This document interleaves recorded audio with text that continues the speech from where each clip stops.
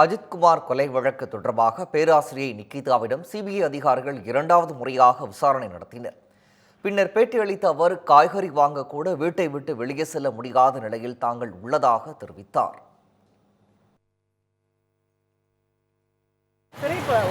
ரொம்ப தப்பு தான். ஒருத்தர் இறந்ததுங்கிறது ரொம்ப வேதனையான ஒரு விஷயம். அந்த வேதனை எங்களுக்கு இருக்காதா சொல்லுங்க?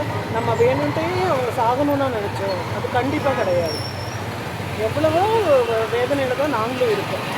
ஒரு காய்கறியை நாங்கள் வாங்க முடியல, ஒரு க்ரோசரி வாங்க முடியல, வெளியே போக முடியல, ஒரு பெட்ரோல் எடுக்க முடியல, சாப்பிட முடியல. அவ்வளோ காலேஜ்லேயும் அவ்வளோ ப்ராப்ளம். இதை யூஸ் பண்ணிவிட்டு கூட இருக்க கொலீக்ஸ் எல்லாம் கொஞ்சம் ப்ராப்ளமேட்டிக் பிடிச்சவங்கலாம் அவ்வளோ ப்ராப்ளம் பண்ணுறாங்க.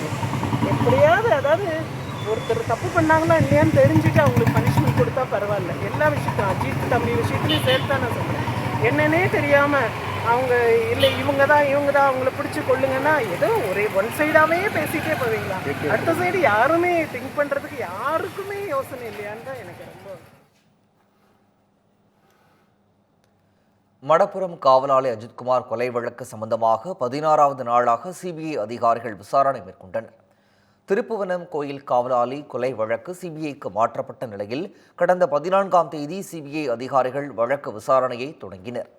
திருப்புவனம் காவல் நிலையம் பின்புறம் உள்ள காவலர் குடியிருப்பு பகுதியில் உள்ள தலைமை காவலர் கண்ணன் வீட்டில் 5 பேர் கொண்ட குழுவினர் ஆய்வு மேற்கொண்டனர்.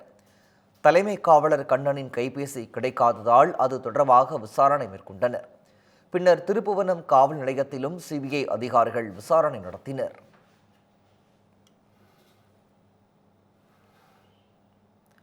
சிவகங்கை மாவட்டம் மடப்புரம் கோயில் காவலாளி அஜித்குமார் கொலை வழக்கின் சாட்சிகளுக்கு உரிய பாதுகாப்பு அளிக்க வேண்டும் என நீதிபதி உத்தரவிட்டுள்ளார்.